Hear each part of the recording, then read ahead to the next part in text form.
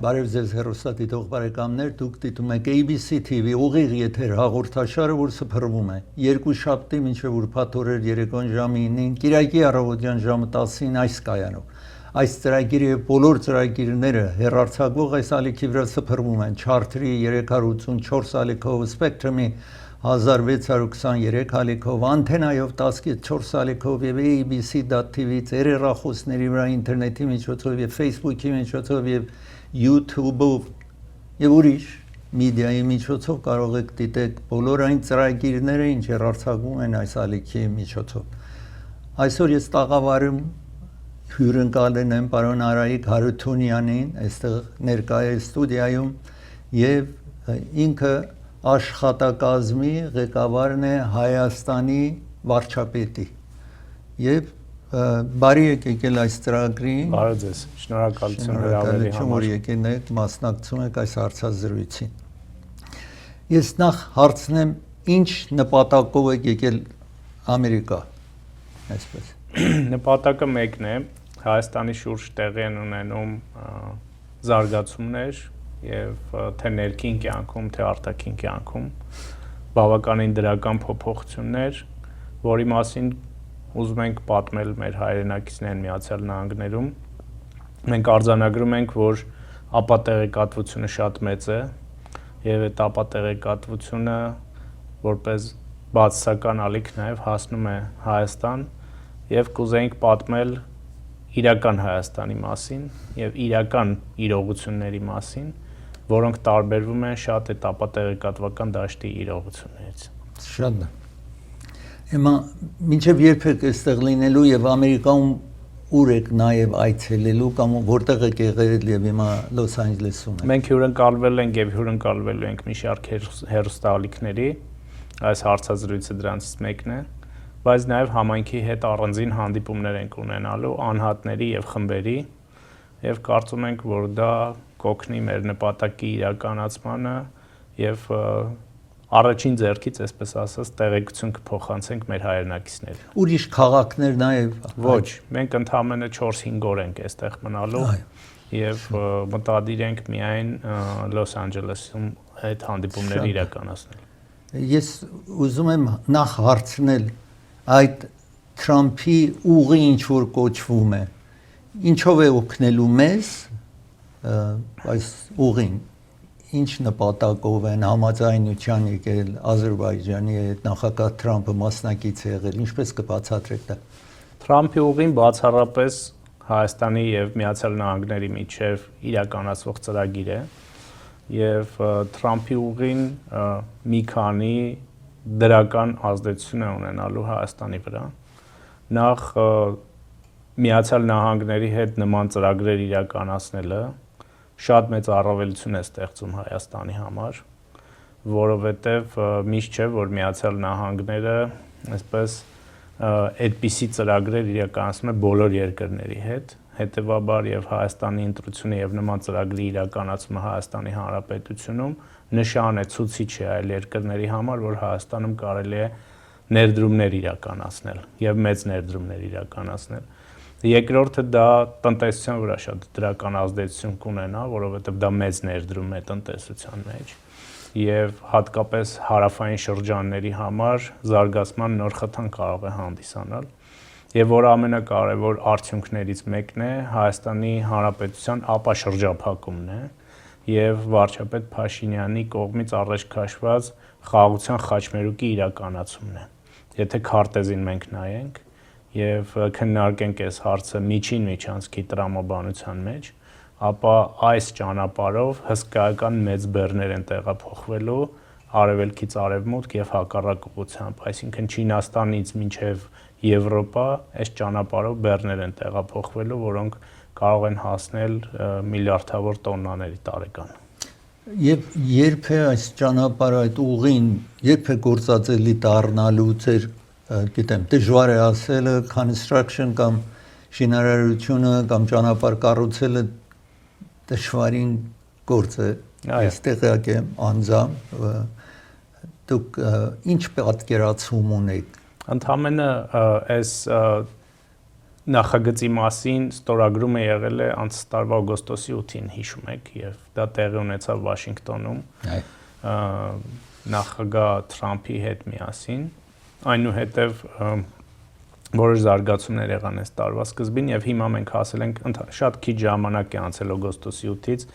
եթե մասնագետն եք այս ոլորտի, գիտեք, այսպիսի մեծ պրոյեկտները շատ արագ չեն լինում, բայց մենք ձգտում ենք, որ արագ լինի եւ հիմա մենք ընկերության ձևավորման փուլում ենք, Հայաստանի եւ Ամերիկայի միջև ստեղծվող ընկերության ձևավորման փուլում ենք եւ զուգահեռաբար հետազոտական աշխատանքներ են իրականացվում, որպեսզի արդեն նախագծման եւ շինարարության փուլը սկսվի։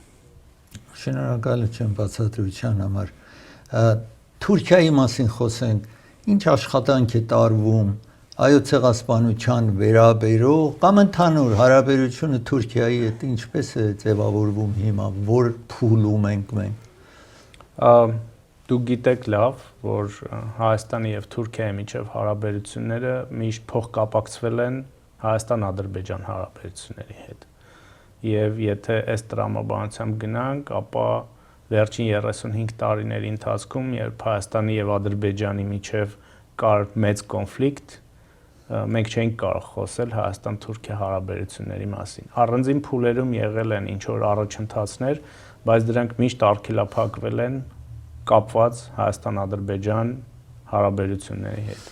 Եվ քանի որ անցած տարի նախաստորագրվեց խաղաղության համաձայնագիրը նույն Վաշինգտոնում օգոստոսի 8-ին, մենք արձանագրում ենք զգալի առաջընթացներ Հայաստան-Թուրքիա հարաբերություններում։ Շփումները շատ տարբեր մակարդակներում են։ Դուք տեսել եք, որ վարչապետ Փաշինյանը աշխատանքային այցելություն է ունեցել Թուրքիա եւ հանդիպել է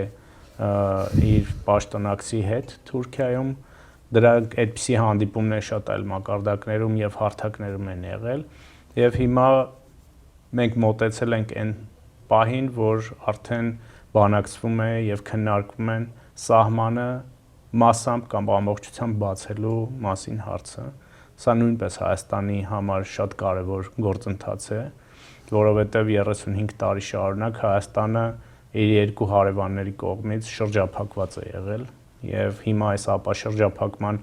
գործընթացը զգալի դրական առավելություններ կարող է ապահովել Հայաստանի համար, առաջին հերթին տնտեսական առումով, բայց նաեւ ուրեմն մեր քաղաքացիների եւ այլ երկրների քաղաքացիների տեղաշարժի համար։ Ես ընդհանուր հարց տամ, կան կարմիր գծեր, որոնց մասին խոսելը այսօր կարելի չէ։ Այս տաղավարում։ Այո։ Այդպիսի հարցեր չկան, մենք ուզում ենք, որ դուք տակ բոլոր այն հարցերը, որ հուզում է մեր հայրենակիցներին, այստեղ գտնվող մեր քաղաքացիներին, առհասարակ բոլորին, եւ ստանալ պարզաբանումներ դրանց վերաբերյալ։ Շնորհակալություն։ Հիմա ես հարցնեմ հասարակության ամենամեծ խնդիրը որոնք են Հայաստանում։ Ամենամեծ խնդիրները, որ դուք որպես աշխատակազմի պարոն Փաշինյանի աշխատակազմի ղեկավար, ինչպես քիչ առաջ ասացի պարոն Արայիկ Հարությունյանն է այստեղ, որն է ձեր կարծիքով խնդիրները։ Դե Հայաստանը շրջափակված լինելով եւ ունենալով թույլ տնտեսական հարաբերություններ մշտապես խնդիր է ունեցել սոցիալ-տնտեսական իրավիճակի հետ եւ կարող եմ ասել, որ թեպետ մենք վերջին 8 տարիներին զգալի առավելություններ եւ առաջընթացներ ենք այս ուղղությամբ ապահովել, բայց դա մշտական գործընթաց է եւ հիմա երբ որ հաստատված է խաղաղություն, իսկ դա իրողություն է,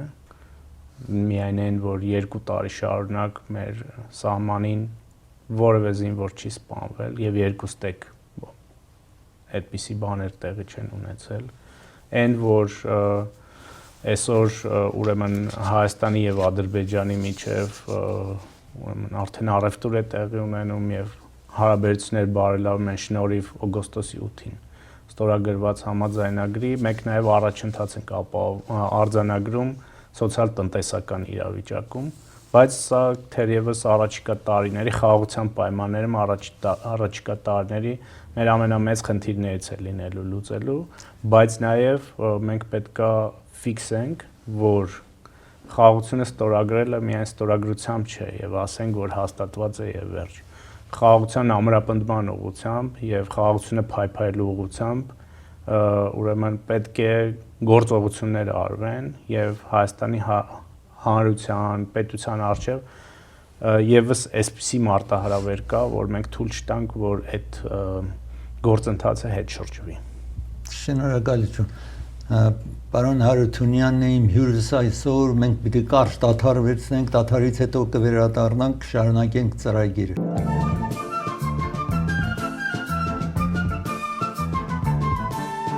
Պարոն Արայիկ Հարությունյանն է այստեղ իմ հյուրս այսօր եւ շարունակում ենք այս հարցեր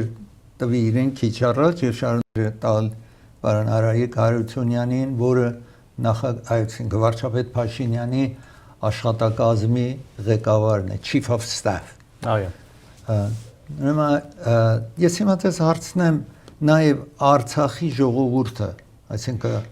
ներկայումս իրենց վիճակը, երբ որ եկան Հայաստան, վիճակը ինչ է, բնակարանային հարցը, ուրիշ դժվարությունները որն է եւ ինչպես եք դուք օգնում այս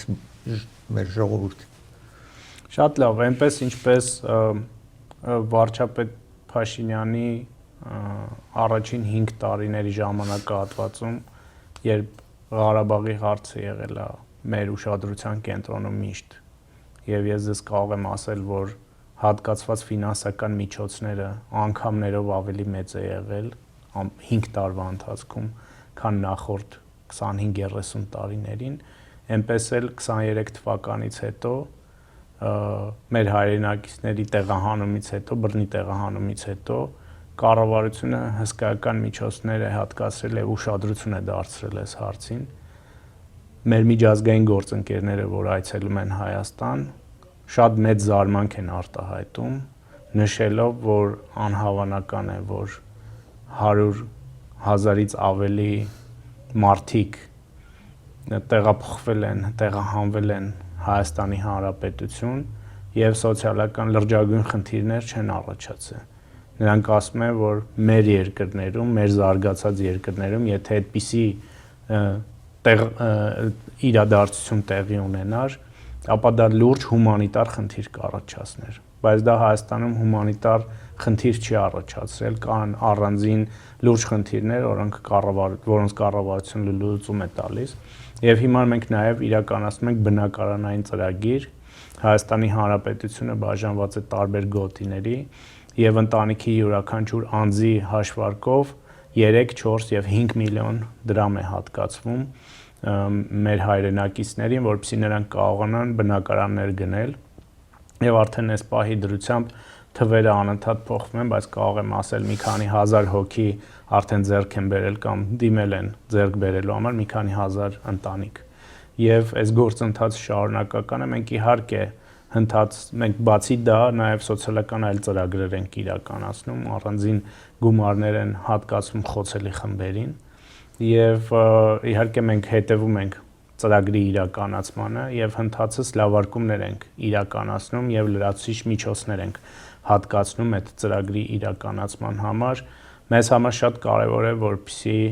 Ղարաբաղի մեր հայրենակիցները լիարժեք ինտեգրվեն Հայաստանի Հանրապետությունում, դառնան լիարժեք քաղաքացի Հայաստանի Հանրապետության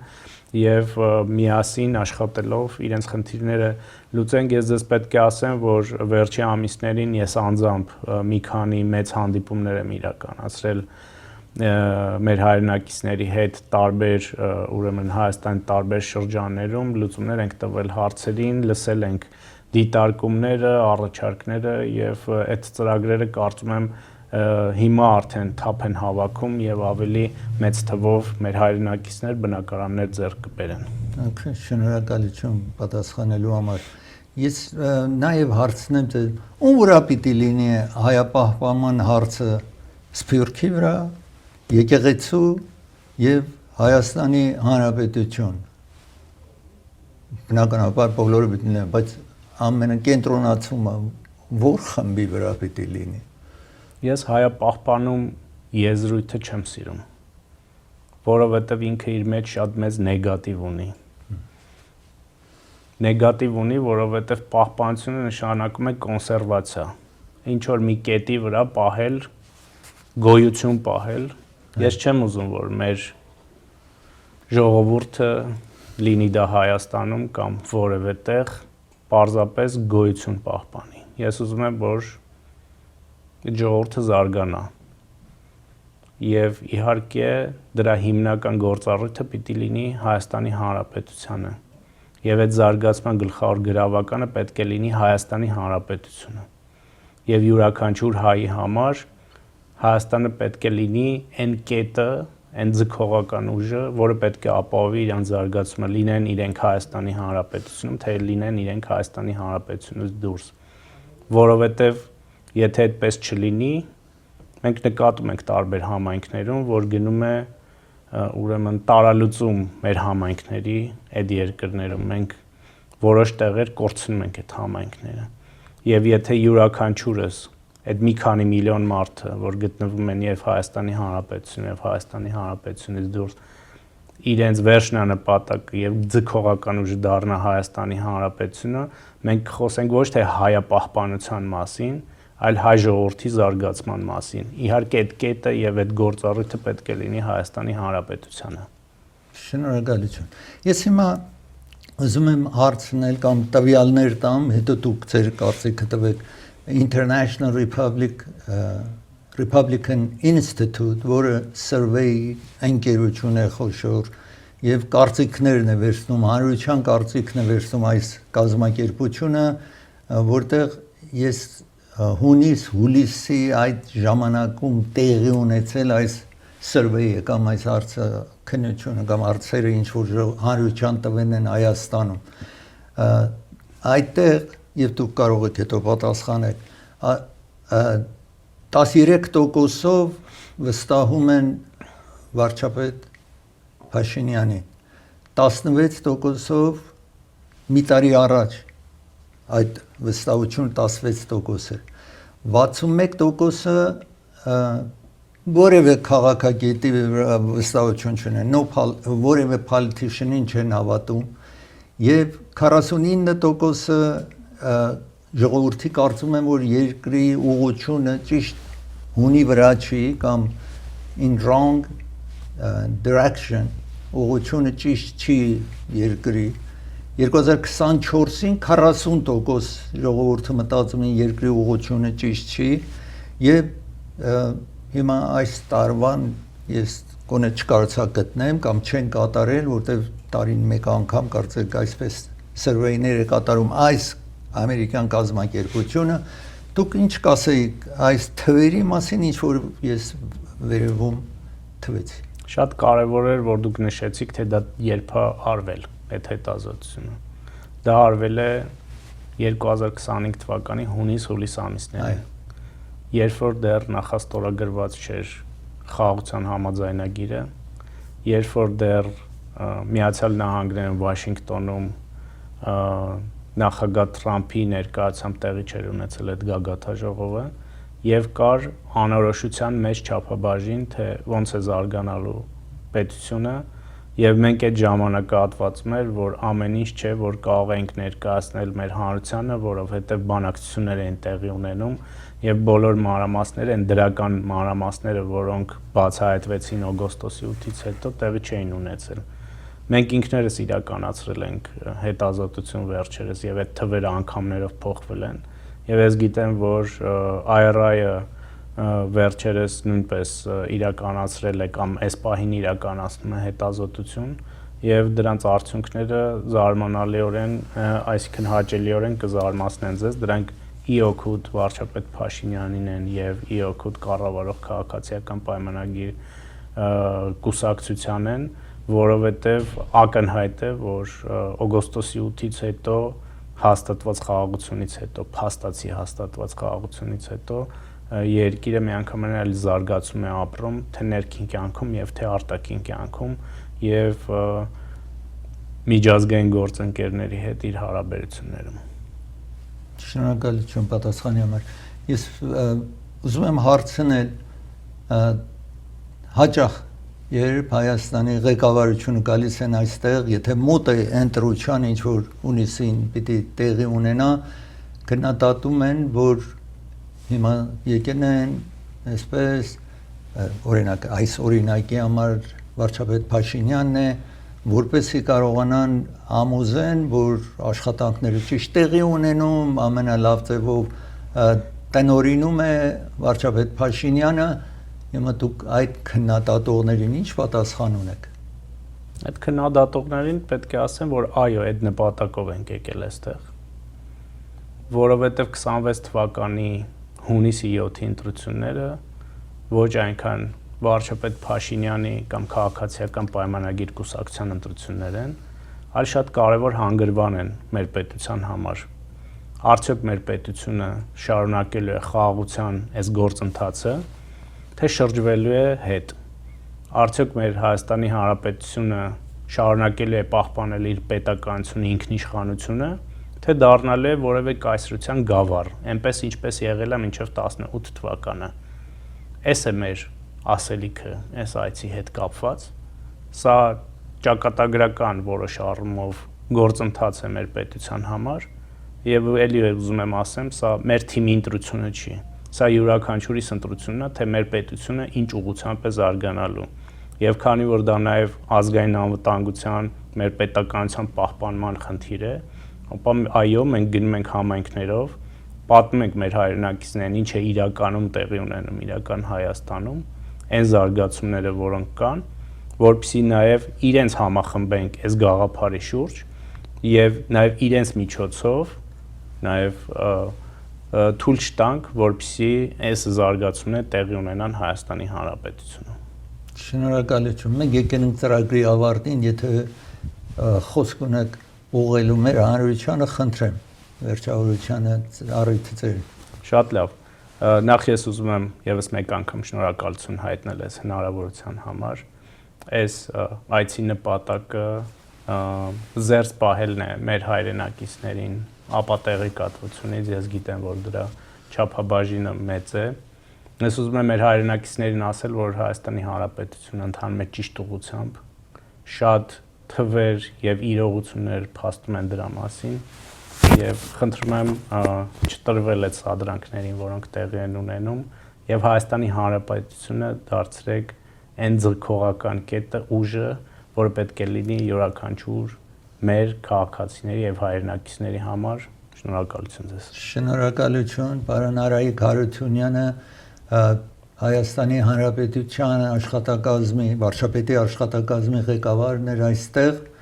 հույսով ենք կվերադառնաք Հայաստան, ապագայում կհանդիպենք։ Շնորհակալ եմ։ Ես պիտի դադար վերցնեմ, երբ վերադառնամ կշարունակենք ծրագիրը։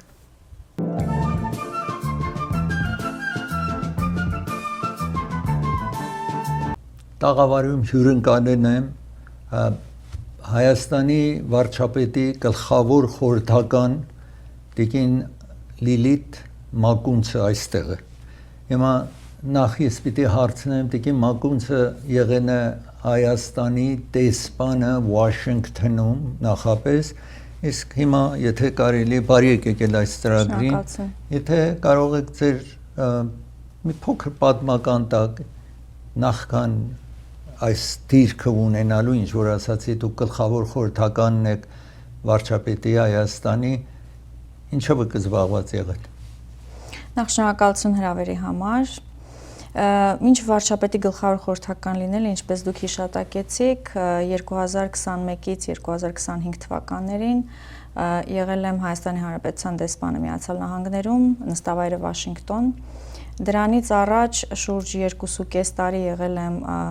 Հայաստանի Հանրապետության ազգային ժողովում խորհրդարանական մեծամասնության ղեկավարը, ազգային ժողովի պատգամավոր։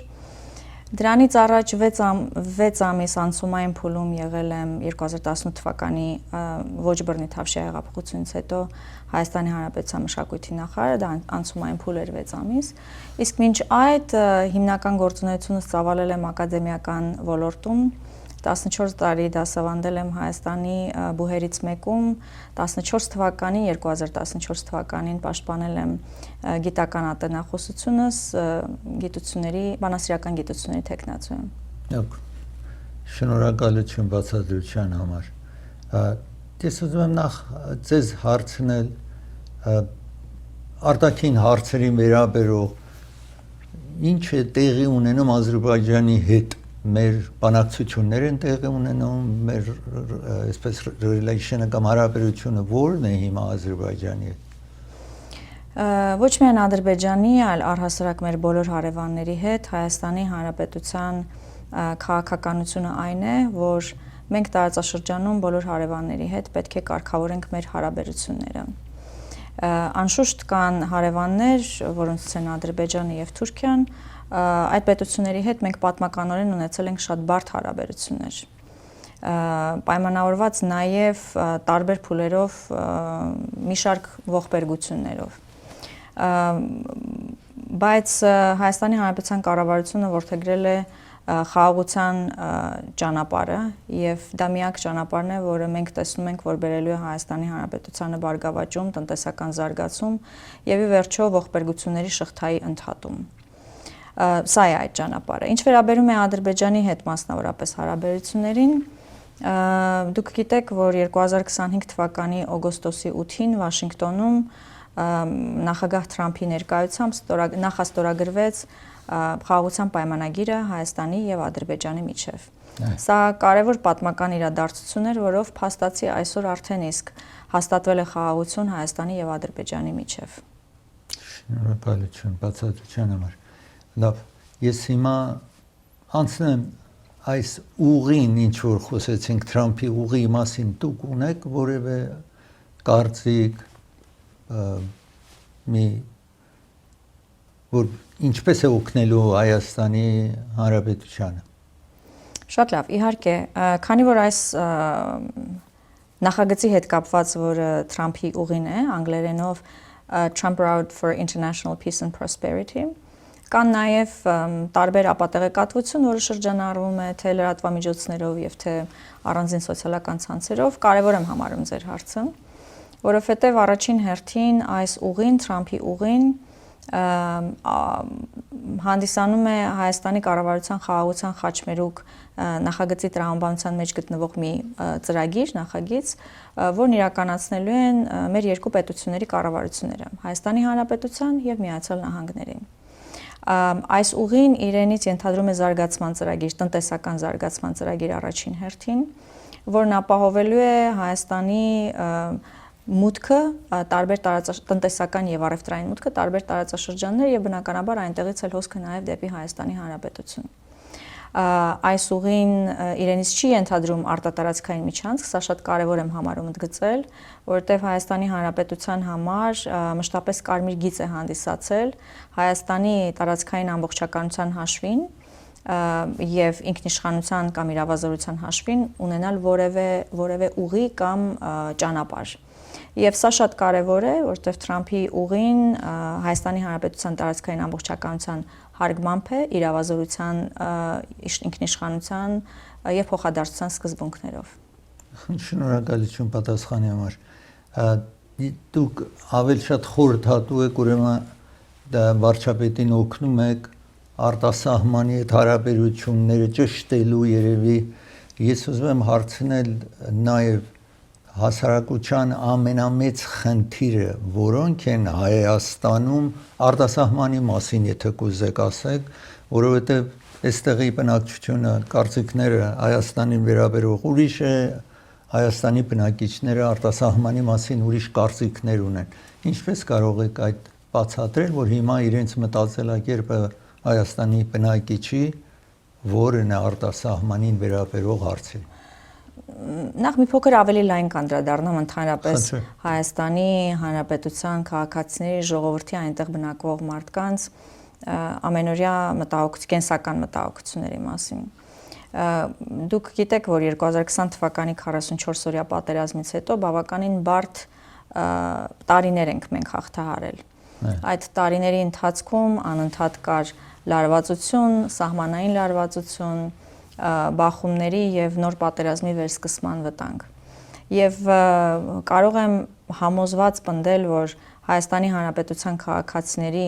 գերակշիռ մեծամասնության այն քաղաքացիների, որոնք բնակվում են Հայաստանում, գերակշիռ մեծամասնության մտահոգությունը, անհանգստությունը եւ ձգտումը խաղաղությունն է։ Այսինքն անհանգստությունը խաղաղության պակասն է կամ բացակայությունը, իսկ ձգտումը խաղաղությունն է, սա համոզված եմ ես ասում։ Եվ կարծում եմ առաջիկայում կլինեն նաև հարցումներ, առաջիկայում կլինեն նաև քննարկումներ, այդ թվում հրապարակային, որոնց վերաբերյալ դիրքորոշում հայտնելու հնարավորություն կունենան Հայաստանի Հանրապետության քաղաքացիները, այդ թվում նաև կարծում եմ ընտրությունների միջոցով։ Ես սա իմ համոզմունքն է, որ հիմնական բնակչության մտահոգությունը, խաղաղությունը եւ ցանկությունը խաղաղությունն է։ Իհարկե խաղաղության հաստատումից հետո Հայաստանի գերագույն գերխնդիրը պետք է լինի տնտեսական զարգացումը, Հայաստանի կախվածությունների թուլացումը, տնտեսական, անվտանգային, էներգետիկ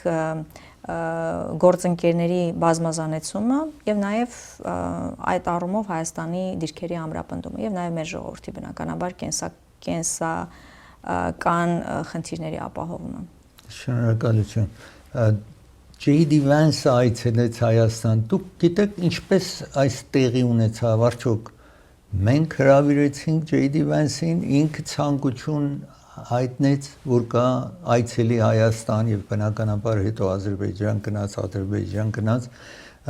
կարող եք այդ մասին խոսել եւ ինչպես եք դուք արժեքավորում իր հանդիպումը կամ իր այցելությունը Հայաստան։ Փոխնախագահ Վենսի այցը Հայաստանի Հանրապետություն մեկ շաբաթ առաջ էր եւ դա իրապես պատմական այց էր։ Առաջին հերթին պայմանավորված նրանով, որ առաջին անգամ էր, որ Միացյալ Նահանգներից գործող փոխնախագահ այցելեց Հայաստանի Հանրապետություն։ Բայց այստեղ կարևոր է եւ վստահ եմ դուք որպես Միացյալ Նահանգների քաղաքացի գիտեք, որ Վաշինգտոնը երբեք այդպիսի բարձրաստիճան այցեր հենց այնպես չի անում, առանց հիմքի եւ առանց խորքային նպատակների չի անում։ Եվ այդ նպատակը եւ հիմքերը պայմանավորված են Հայաստան Միացյալ Նահանգներ խորացող, զարգացող ռազմավարական հարաբերություններով։ Այսինքն այդ հարաբերությունները ոչ միայն փաստաթղթի վրա են, այլ նաեւ նրանք գործում են։ Եվ փոխնախագահի այցը վերահաստատումն էր հանձնառությանը երկկողմ հարաբերությունների խորացման առաջին հերթին։ Բայց այն նաև խորհրդանշում էր օգոստոսի 8-ին նախաստորագրված խաղաղության պայմանագրին հանձնառության վերահաստատումը։ Եվ այդ առումով նույնպես մեծ կարևորություն էր։ Դուք իհարկե նաև տեսաք, որ առանձին պայմանավորվածություններ եւ փաստաթղթեր ստորագրվեցին, որոնք իսկապես նախկինում առնվազն 5 տարի առաջ մենք չէինք սպասի, որ Միացյալ Նահանգների հետ նման հարաբերությունների մակարդակ ունենանք այսօր։ Շնորհակալություն։ Տիկին ուրեմն Լիլիթ Մակունցը իմ հյուրս է այս վարքյանին, որը Հայաստանի վարչապետի գլխավոր խորհրդականն է։ Մենք պիտի կարճ դադար վերցնենք, վերադառնանք, շարունակենք Տիկին Մակունցի հետ։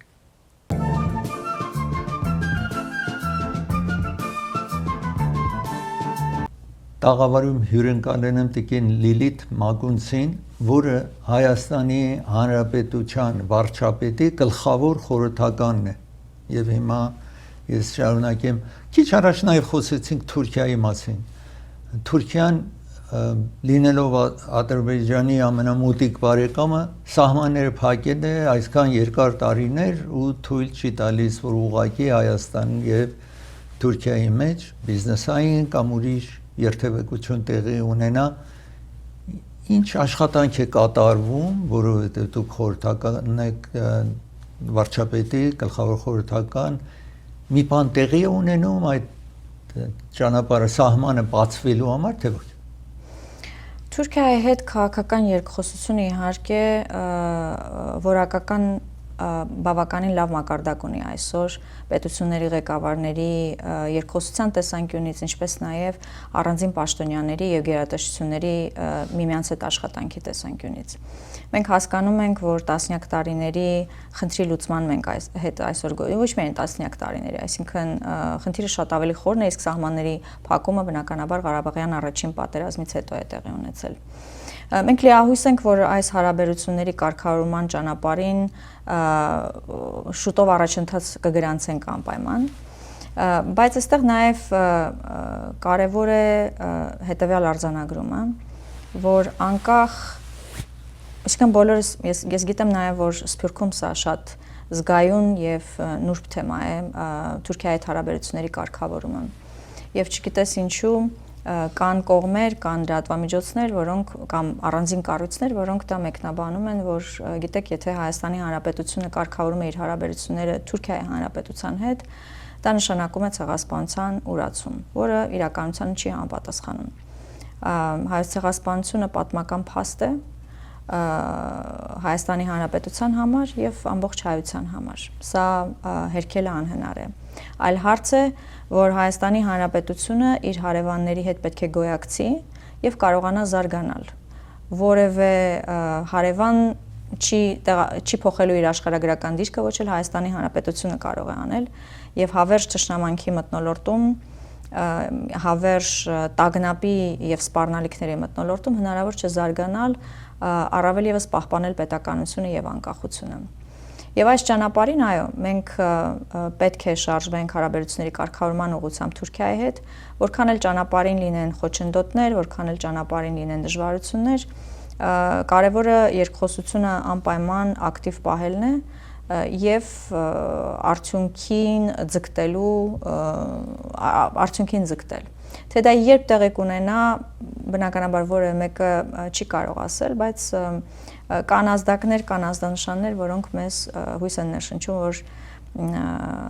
շուտով մենք այդ առումով առաջընթաց կունենանք։ Շնորհակալություն պատասխանի համար։ Ում վրա պիտի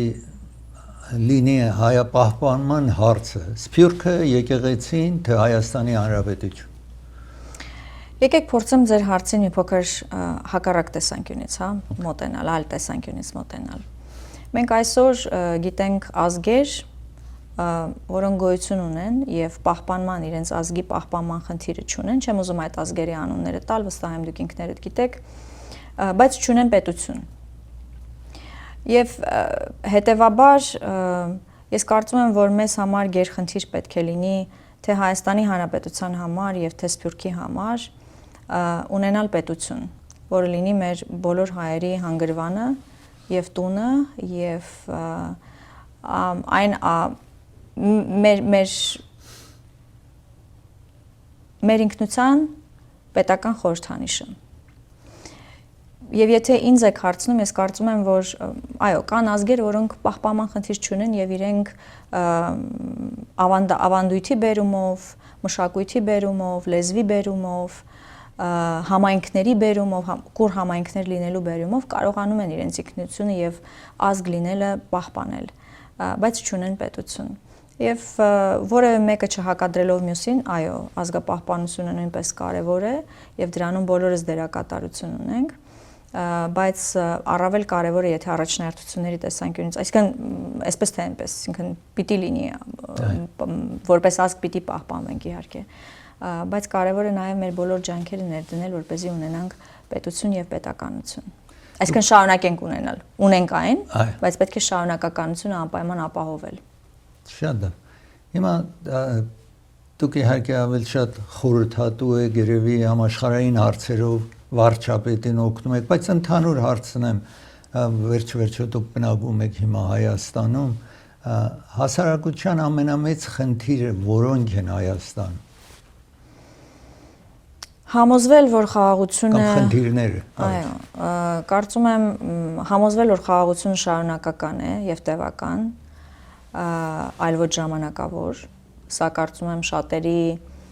մտածմունքն է, շատերի մտահոգությունն է եւ մեր գործունեությունը այս բան ուղղված է հենց դրան, շարունակականությունը եւ հարատեվությունը, երկարատև, այսինքն խաղաղություն ապահովելը։ Եվ բնականաբար նաև յուրաքանչյուր հայ ուզում է Հայաստանի Հանրապետությունում հնարավորություն ունենալ դրսևորել իր մասնագիտական կարողությունները եւ կնշեմ նաև տնտեսական խնդիրների մասով։ Եվ դա է պատճառը, որ մենք կարծում ենք, որ հաստատված խաղաղությունը եւ նաև տնտեսական ու առևտրային հարաբերությունների բազմազանեցումը կլուծի եւ կհասցեագրի այն խնդիրները, որոնք մենք այսօր ունենք։ Շնորհակալություն։ Ես մեկ կարծիք ինչ որ վերցրել են Ամերիկայում եւ survey ժողովրդի կարծիքը վերցրել են ամերիկյան հաստատություն Հայաստանում կատարել է այդ եւ 13% հանրությունը վստահում է կամ trust պարոն Փաշինյանի 16% մի տարի առաջ երբ որ նույն կազմակերպությունը ժողովրդի կարծիքներ վերցրել ասել էին վստահում ենք վարչապետին 61%-ով այս ժողովուրդը կարծիք են հայտնել որ որևէ քաղաքական գործիչի չեն հավատում կամ չեն վստահում no trust այդպես են կոչել եւ 49%-ով կարծում եմ որ երկիրը wrong direction ուրեմն սխալ ուղղության վրա է երկիրը մի տարի առաջ 2024-ին նորից ուզում եմ կրկնել սա հունիս-հուլիս 2025-ին էր տեղի ունեցել մի տարի առաջ 2024-ին 40%-ով այդպես էին արտահայտվել որ երկիրը ուղղությունը ճիշտ չի wrong direction-ի վրա է հիմա դուք այս կարծիքի մասին ինչ որ հայտնել են հանրության կարծիքը վերցրել են ինչպես կմոտենայիք կամ որևէ բացատրություն ունեք այս հարցի մասին ես պիտի ավելացնեմ նաև այս կազմակերպությունը երբ ուրիշ քաղաքագետների մասին ուրիշ politician-ների մասին կարծիքը վերցրել են որևէ մեկը 10%-ից ավել հավանություն չի ունեցել խնդրեմ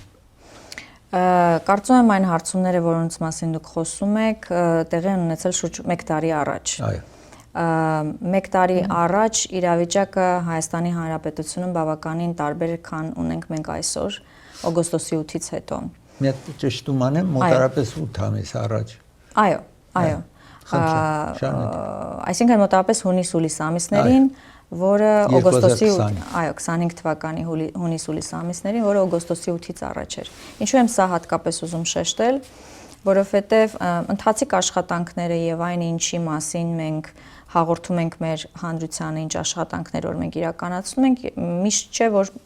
միանգամից են արդյունքները լինում։ Եվ օգոստոսի 8-ի խաղաղության պայմանագրի նախաստորագրումը տարիների աշխատանք է, որը տեղի է ունեցել եւ վերջո իր արդյունքը տվել է։ Ես համոզվածություն ունեմ, որ հետազոտությունների հարցումների արդյունքները մի փոքր այլ կլինեն, քան օգոստոսի 8-ից հետո, քան դրանք եղել են օգոստոսի 8-ից առաջ։ Բայց իհարկե հարցումները կողմնորոշիչ չեն, միևնույն ժամանակ դրանք չեն կարող լինել 100% հուսալի աղբյուր եւ ճշմարտություն, որովհետեւ եթե հիշում եք 2021 թվականի արտահերթ ընտրություններից առաջ հարցումները փորձագիտական հանրույթը տարբեր վերլուծություններ էր ներկայացնում, այդ թվում միջազգային վերլուծական կենտրոնները եւ ինստիտուտները, հետազոտական ինստիտուտները հարցում իրականացնող, որոնք նշում էին այն մասին, որ վարչապետ Փաշինյանի կառավարությունը 2020 թվականի պատերազմից հետո չի կարող վերընտրվել եւ ի վերջո 21 թվականի արտահերթ ընտրություններում ազատ ժողովրդավարական եւ թափանցիկ ընտրությունների արդյունքում վարչապետ Փաշինյանի կառավարությունը վերընտրվեց։ Սա ինչի համար եմ նշում, որովհետեւ դրանք կարող են լինել կողմնորոշիչ, մոտավորապես կողմնորոշիչ, բայց այնուամենայնիվ երաշխավորված եզրահանգումներ չեն եւ առաջիկայում դեռ գործընթացներ տեղի կունենան, որոնք համոզված եմ ազդեցություն են ունենալու, չեմ ուզում ասել այս կամ այն ուղղությամբ, բայց սովորաբար քանի մոտենում են ընտրությունները եւ ակտիվանում է քաղաքական պայքարը, քաղաքական երկխոսությունը, դրանք իհարկե կարող են ազդեցություն ունենալ ընտրություններից առաջ հարցումների վրա, որոնք կարող են չհամընկնել ձեր նշածի հետ։ Ես ընտրության մասին խոսեցիք, որը ոմանք քննադատում են ձեզ օրինակ կամ ուրիշ ղեկավարություն ինչ որ այցելում է այստեղ, որովհետև հունիսին ընտրություն է տեղի ունենալու, հիմա դուք ակտիվացել եք եւ հեռուստաալիքներում հարցազրույցների եք մասնակցում։ Ինչպես կպատասխանեիք այդ քննադատությանը։ Դե մենք փորձել ենք ընդհանուր առմամբ տարիների ընթացքում կառավարությունը փորձել է ակտիվ լինել իհարկե, բայց այսօր Հայաստանի Հանրապետությունը կանգնած է շատ լուրջ հանգրվանի առջև եւ շատ լուրջ ու կարեւոր գործընթացներ են տեղի ունենում։ Եվ մեզ համար կարեւոր է, Հայաստանի Հանրապետության կառավարության համար կարեւոր է, որպեսզի խաղաղության գործընթացը եւ խաղաղության հաստատումը Հայաստանի համար եւ տարածաշրջանում լինի անշրջելի։ Եվ այս առումով շատ կարևոր են առաջիկա քաղաքական process-ները, առաջիկա ընտրությունները Հայաստանում։ Իհարկե Միացյալ Նահանգներում քաղաքացիները մեր հայ համայնքը ընտրելու իրավունք չունի, ովքեր որ այստեղ են գտնվում, եւ բնականաբար դա չի առաջնահերթ խնդիրը։ Խնդիրը կոմունիկացնելն է, թե ինչ է կատարվում Հայաստանում, ինչու են այդ process-ները շատ կարևոր, ինչու է խաղաղության գործընթացը կարևոր եւ որ դրանից շեղումը կարող է շատ ցավալի եւ անշրջելի բացասական առումով անշրջելի հետևանքներ ունենալ Հայաստանի Հանրապետության համար։ Սա է, որ նաև ապատեղեկատվության այս դարաշրջանում կարևոր է, որ մենք նաև ուղիղ ներկայացնենք Սփյուռքին, թե ինչ գործընթացներ են տեղի ունենում Հայաստանում։ Տիկին Լիլիթ Մակունցը այստեղ իմ հյուրս է, որ Հայաստանի վարչապետի գլխավոր խորհրդականն է։ Մենք եկել ենք ծրագրի ավարտին, վերջում եթե ունեք խոսք, ուղղեք խնդրեմ մեր հանրության։ Սիրով։ Ուզում եմ նախ նշել, որ ինչպես քիչ առաջ նշեցի, Հայաստանի Հանրապետությունը այսօր շատ կարևոր հանգրվանի է, որով մենք պետք է ամրապնդենք, ինստիտուցիոնալիզացնենք եւ տևական դարձնենք այն խաղաղությունը, որը հաստատվել էր օգոստոսի 8-ին 2025 թվականին։ Այս առումով անկախ նրանից, թե մենք Հայաստանի Հանրապետությունում ենք բնակվում, թե Սփյուռքում, շատ կարևոր է արձանագրել, որ այդ խաղաղությունը կարևոր է հենց Հայաստանի պետականության եւ ինքնիշխանության համար։ Եվ համոզված եմ, որ անկախ նրանից, որ կան տարբեր մեկնաբանություններ եւ զգացողություններ արդարության վերաբերյալ կամ ինչպես է հնարավոր անվստահության մթնոլորտում հարևանների հետ հարաբերությունները կարգավորել, ուզում եմ, որ բոլորս ունենք այդ համոզվածությունը, որ դա այն ճանապարհն է, որով Հայաստանի Հանրապետությունը պետք է շարժվի, ապահովելու Հայաստանի բոլոր քաղաքացիների անվտանգությունը եւ բարեկեցությունը։ Շնորհակալություն։ Դուք լսում եք տիկին Լիլիթ Մակունցին, որը Հայաստանի Հանրապետության վարչապետի գլխավոր խորհրդատուն է եւ շնորհակալություն մասնակցեցիք այս հարցազրույցին եւ հույսով ապագայում կվերադառնաք։ Ծրագիր եկավ իր ավարտին, ձեզ կհանդիպեմ վաղը, մի շնորհանդիպում։